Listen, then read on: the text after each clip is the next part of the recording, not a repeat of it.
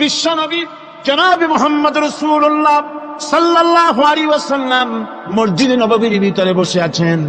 এক বৃদ্ধা মহিলা মসজিদের মধ্যে প্রবেশ করলেন। হুজুর বৃদ্ধাকে দেখে দাঁড়ায় গেলেন। বিশ্বনবী বুড়ি মেয়ে লোককে দেখে দাঁড়ায় গেলেন। আল্লাহ নবী বুড়িকে দেখে দাঁড়ালেন। বুড়ি যখন কাছে এলেন, আল্লাহর নবী নিজের গায়ের চাদর বুড়ির জন্য বিছায়া দিলেন। বুড়ি বসলেন। এরপরে কথাবার্তা সারার পর বুড়ি যখন বিদায় হবেন, হুজুর আবার দাঁড়ালেন। বুড়ি মহিলা চলে গেলেন। সাহাবায়ে কেরাম বলেন, ইয়া রাসূলুল্লাহ, কিছুই বুঝলাম না। একজন বৃদ্ধা মহিলার জন্য বিশ্বনবী দাঁড়ান আর গায়ের চাদর বিছান, আমরা বড় আশ্চর্য হয়ে গেলাম। নবীজি বলেন, ও আমার সাহাবীরা, তোমরা জানো না এই মহিলা কি চিনতে পারো নাই? আমি আমার মায়ের দুধ আমার জীবনে কিসমতে তেমন হয় নাই। আমি আমার মায়ের দুধ তেমন কিসমতে পাই নাই। যার বুকে দুধ খেয়ে, যার কোলে কাখে চড়ে আমি বড় হয়েছি, আমার সেই দুধ মা ইনি হযরতে হালিমাতুস সাদিয়া, আমার সেই দুধ মা। রাসূলুল্লাহ নিজে সম্মান দিয়েছেন মায়ের। খবরদার, মাকে অসম্মান করবেন না, মাকে সম্মান করবেন, মাকে শ্রদ্ধা করবেন। মরুভূমির ভিতরে যে রব্বুল আলামিন পথের নিশানা তৈরি করে দিলেন, যেখানে গভর্নমেন্ট রাস্তা বানাতে পারে না, মরুভূমির ভিতরে যিনি পথের নিশানা বানালেন মানুষ যেন না হারায়, যে আল্লাহ রব্বুল আলামিন দুর্গম পাহাড়ের ভিতরে গিরিপথ তৈরি করে দিলেন মানুষ যেন হারায় না যায়। সমুদ্রের ভেতরে নাবিকরা দিনের বেলায় সূর্যের আলো দেখে পথ চলে, রাতের আধারে সে যেন গভীর সমুদ্রের ভিতরে হারায় না যায়। আল্লাহ তাই আকাশের ভিতরে তারকা মণ্ডলী খচিত করে রেখেছেন। সমুদ্রের নাবিকেরা, জাহাজের নাবিকেরা তারকা দেখে দেখে পথ নির্ণয় করে নেন। যে মাবুদ রাস্তা বানালেন জঙ্গলের ভিতরে, পাহাড়িয়া এলাকার ভিতরে, যে মহান প্রভু রাস্তা বানালেন, নিশানা বানালেন মরুভূমির ভিতরে, যিনি রাস্তা দেখায় দিলেন গভীর সমুদ্রের ভেতরে, সেই আল্লাহ রব্বুল আলামিন। আমরা দুনিয়ার বুকে মানুষেরা অন্ধকারে মরবো, রাস্তা হবে না, এমনটি তো হতেই পারে না। আল্লাহ রব্বুল আলামিন আমাদের জন্য রাস্তা বানায়েছেন। মহান আল্লাহ রব্বুল আলামিন বলেন, وعلى الله قصد السبيل ومنها جائر। আল্লাহ পাক বলেন, সোজা রাস্তা, সোজা পথ বলে দেওয়ার দায়িত্ব আমি আল্লাহর। যেখানে রয়েছে অসংখ্য বাঁকা পথ, অসংখ্য বাঁকা পথ যেখানে, যে পৃথিবীতে, সেখানে সোজা রাস্তা বলে দেওয়ার দায়িত্বটা কার? জোরে বলেন কার? আল্লাহ শুধু সৃষ্টি করেন না, সৃষ্টি করেন, শিক্ষা দেন, পথ বলে দেন, পথটাও বাকি রাখেন না, পথটাও তিনি বলে দিয়ে দেন। হযরতে মূসা আলাইহিস সালামের কাছে ফেরাউন প্রশ্ন করল, তুমি যে রবের দাবি করছো, যে একজন রব আছেন, সে রবের পরিচয় কি? তোমার সেই রব কে?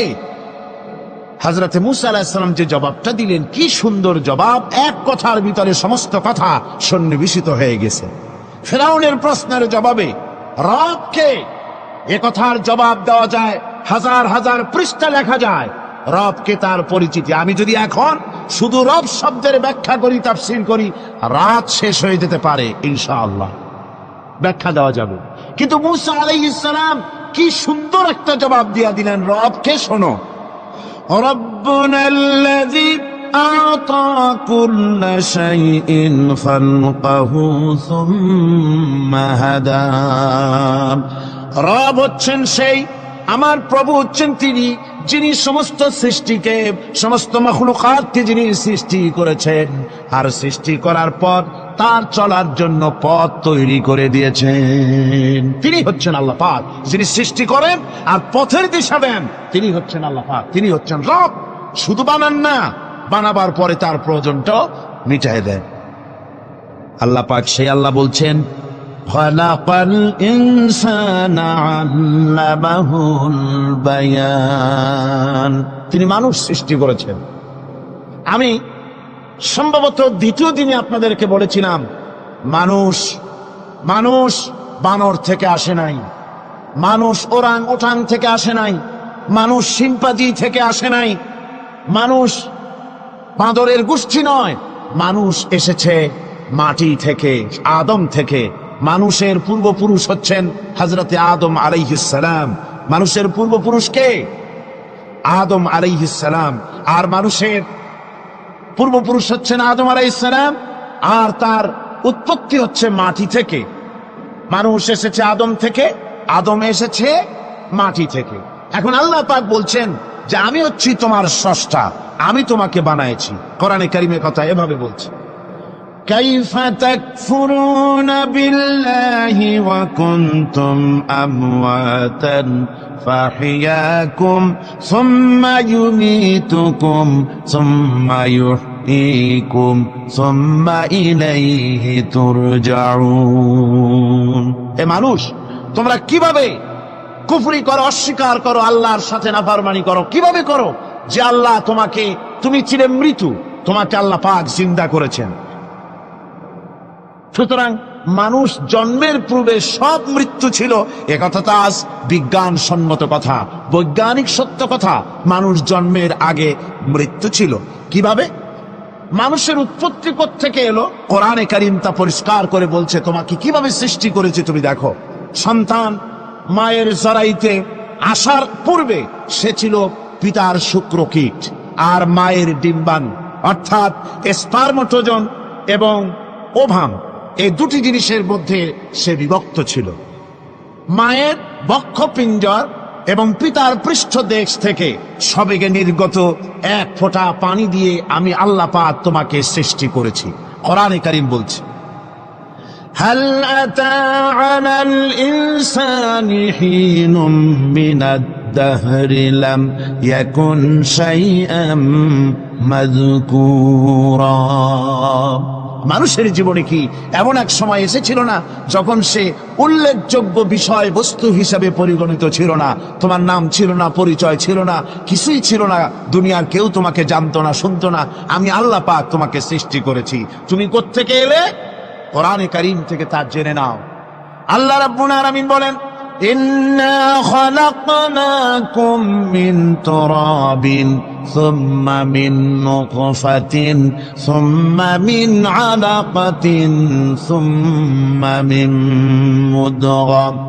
আমি রব্বুল আলামিন তোমাকে সৃষ্টি করেছি, মাটির উপাদান দিয়ে তৈরি করলাম। মা বাপের, পুরুষের স্পার্মটোজন আর মহিলাদের ওভাম দুটি মিলে মায়ের গর্ভের ভিতরে নাপাক পানি ফোঁটাকে জমাট রক্তে পরিণত করে দিলাম। এই জমাট রক্তকে গোশত বানালাম, কচি কচি হাড় দিয়ে একটা বডি, একটা স্ট্রাকচার তৈরি করলাম। তারপরে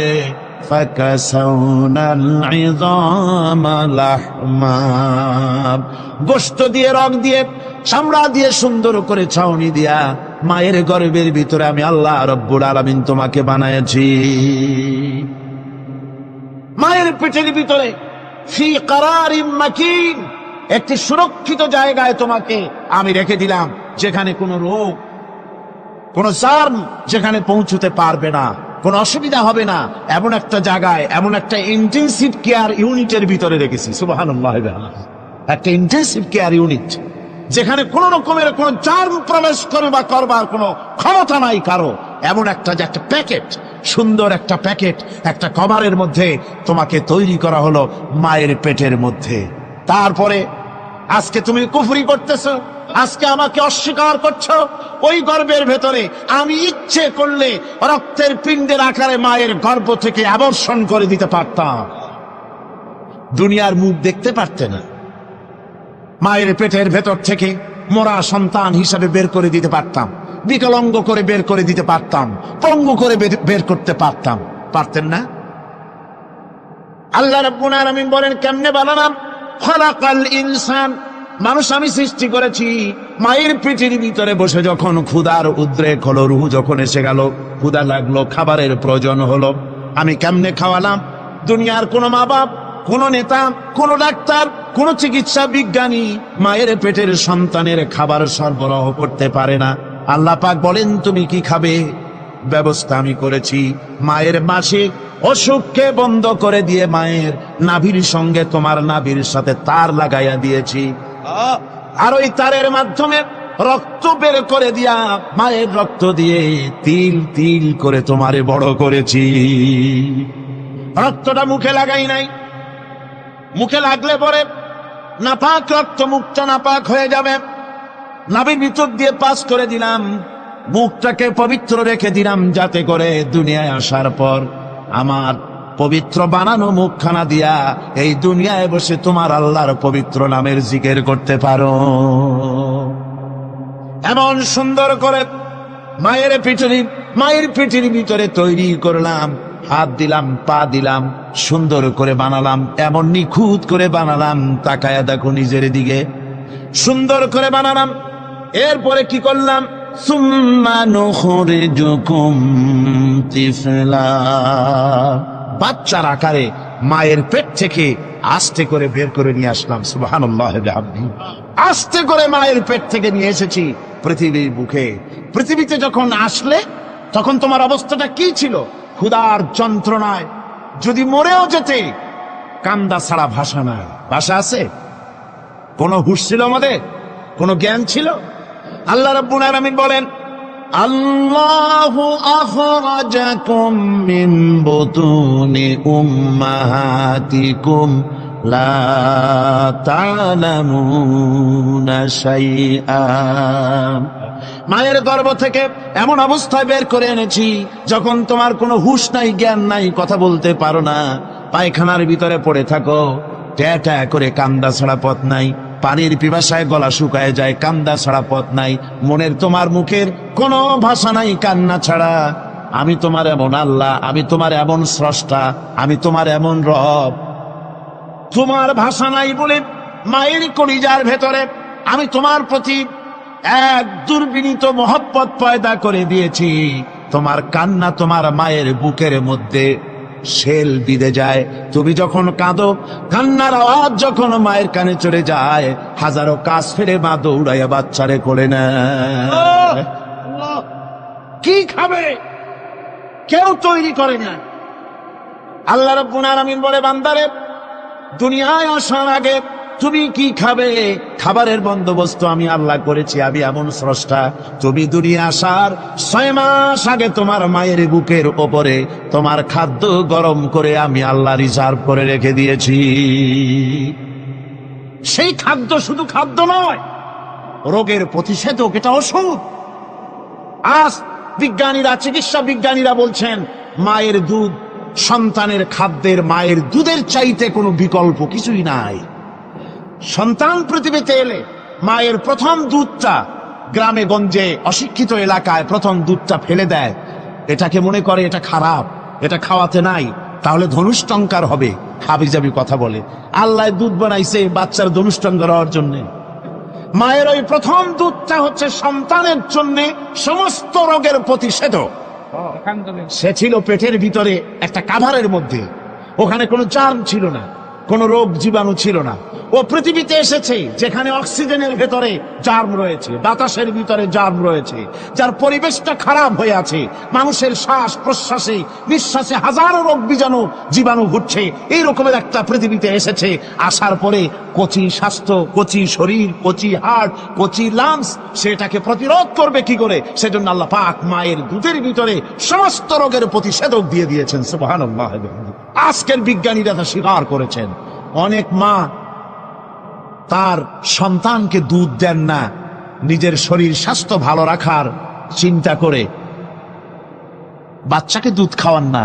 এটা অত্যন্ত নির্মম কাজ। বাচ্চাকে দুধ খাওয়ালে বাচ্চার সাথে মায়ের মহব্বত বাড়ে।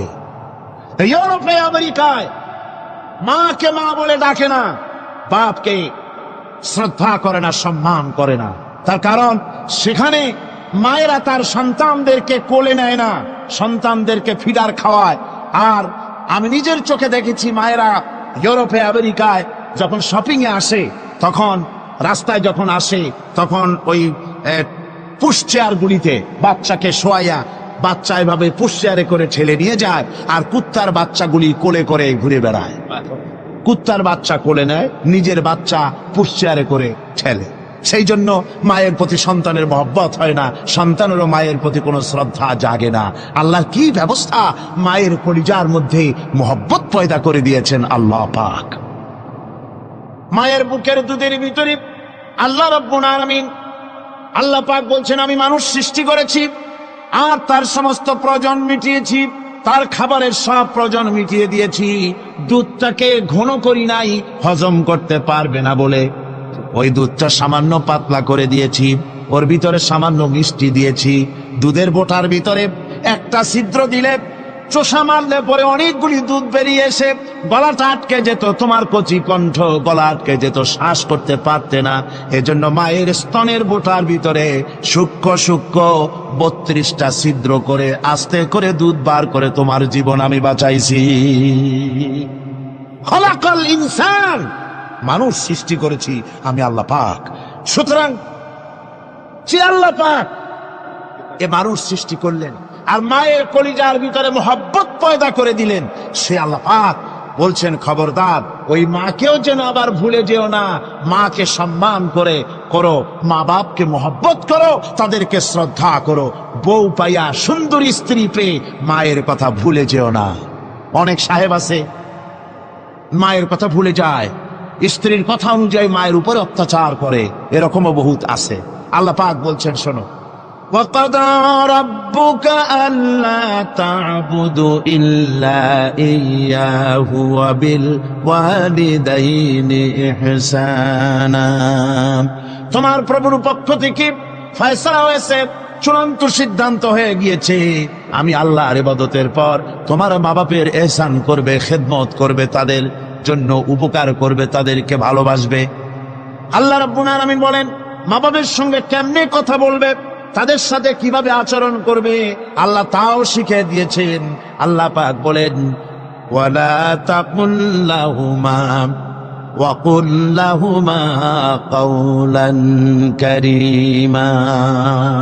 মা বাবার সাথে সম্মানজনক কথা বলো।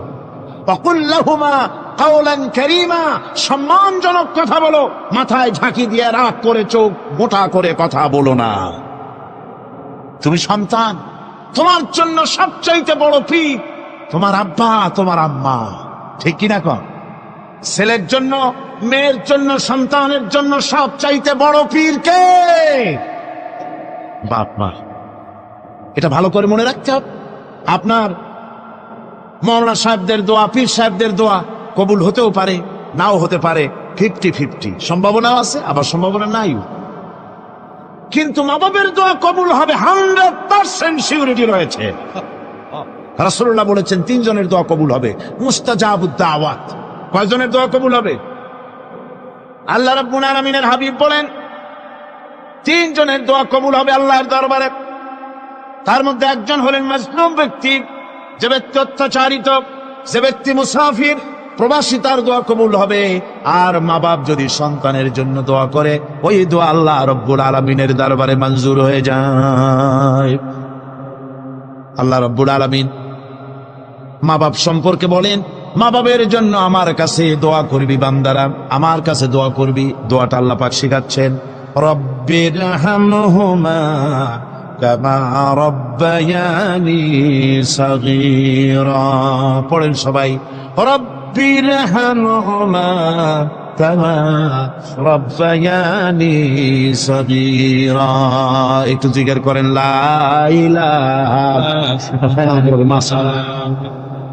আমার ভাইরা, আল্লাহ পাক শিখাচ্ছেন, বান্দা তোর মা বাপের জন্য আমার কাছে দোয়া কর। আল্লাহ রব, আয় আমার প্রভু, আমার মা বাপ যেমন ছোটবেলায় আমাকে স্নেহের কোলে লালন পালন করেছে, আয় আমার আল্লাহ তুমি আমার মা বাপকে তোমার রহমতের কোলে লালন পালন করো। আল্লাহ শিখাই দিয়েছেন। আমার ভাইরা, প্রত্যেক নামাজের পরে এই দোয়াটা ভুলে যাবেন না। ভুলে যাবেন? ভুলে যাবেন? আমার ভাইরা, আমার বোনেরা, সবাই প্রত্যেক নামাজের পরে পড়বেন, রব্বিরহামহুমা কামা রব্বায়ানি সাগীরা। এই দোয়া করতে কেউ ভুলে যাবেন না। আল্লাহ রাব্বুল আলামিন বলে, বান্দারে, ওয়া ওয়াসাইনাল ইনসানা বিওয়ালিদাইহি ইহসানা হামালাতুহু উম্মুহু কুরহা ওয়া ওয়াদাতুহু কুরহা আল্লাহ পাক বলেন, আমি পৃথিবীর সমস্ত মানব মণ্ডলীকে উপদেশ দিয়েছি, মা বাপকে সম্মান করো, শ্রদ্ধা করো, তাদের উপকার করো। তার কারণ হলো তোমার মা তোমাকে গর্ভে ধারণ করেছে অত্যন্ত কষ্টের সাথে। আল্লাহ বলতেছেন, মা তোমাকে গর্ভধারণ করেছে অত্যন্ত কষ্টের সাথে, এরপরে তোমাকে ডেলিভারি করেছেন অত্যন্ত কষ্টের সাথে, তোমাকে ডেলিভারি করেছেন।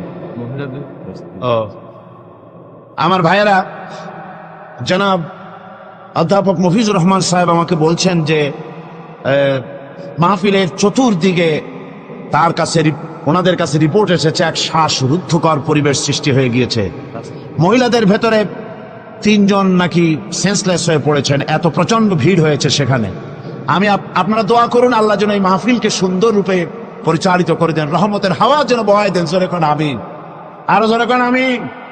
আমি দেখতে পাচ্ছি আপনারা ঠাসাঠাসি করে বসেছেন, তারপরেও আল্লাহ পাক কোরআন শরীফে বলেছেন, তোমরা যদি অপর ভাইকে একটু জায়গা করে দাও, নিজের জায়গা কম করে, আল্লাহ বেহেশতের মধ্যে তোমার জায়গা বাড়াই দেবেন। আল্লাহ পাক কোরআন শরীফে বলেছেন। আমি সমস্ত মুসলমান একজনও দাঁড়াবেন না, একবার দাঁড়াবেন না। বসা অবস্থায় আপনারা সামনের দিকে চেপে আসেন, এই মঞ্চের দিকে বসা অবস্থায় সমস্ত মানুষ নড়ে চড়ে বসেন, হরকতে বরকত হবে, নড়ে চড়ে বসেন। আর এই ফাঁকে দাঁড়াবেন না, হবে না। বসা অবস্থায় মঞ্চের দিকে চেপে আসেন আর জোরে সোরে মহব্বতের সাথে জিকির করেন, লা ইলাহা ইল্লাল্লাহ, লা ইলাহা ইল্লাল্লাহ, লা ইলাহা ইলাহা ইল্লাল্লাহ, লা ইলাহা ইল্লাল্লাহ, লা ইলাহা ইল্লাল্লাহ।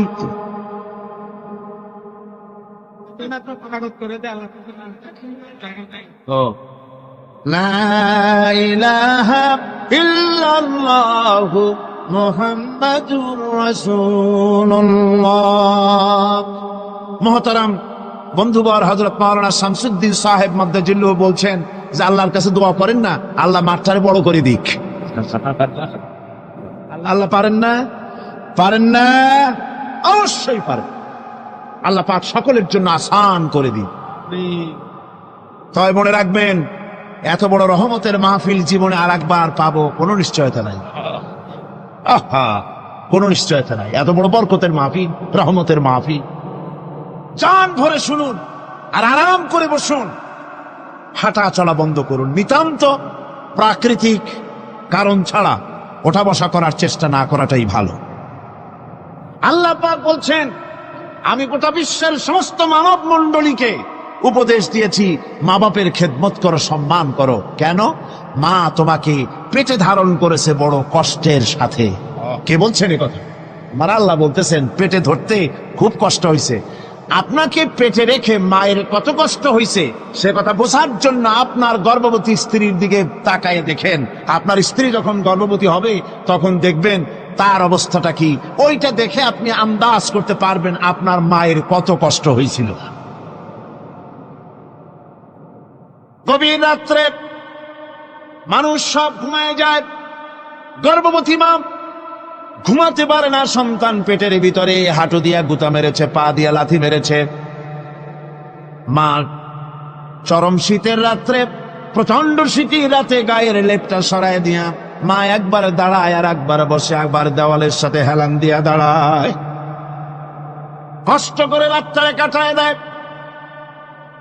আবার সারাদিন সংসারের জন্য কাজ করেছেন, রান্না বান্না করেছেন মা, সকলকে খাওয়াইয়া মা শেষের দিকে খেতে গেছেন।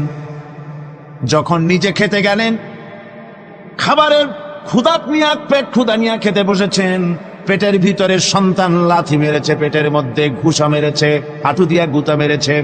ভরা পেটে, পেটের ভিতরে সন্তান গুতা মারলো হাঁটু দিয়া, মাথা দিয়া। মা ক্ষুধা রয়েছে, পেটে খেতে পারলেন না, বেদনা শুরু হয়েছে। খাবারের থালাটা ঠেলে দিয়ে মা দাঁড়ালেন, বসলেন, চোখের পানি ফেললেন।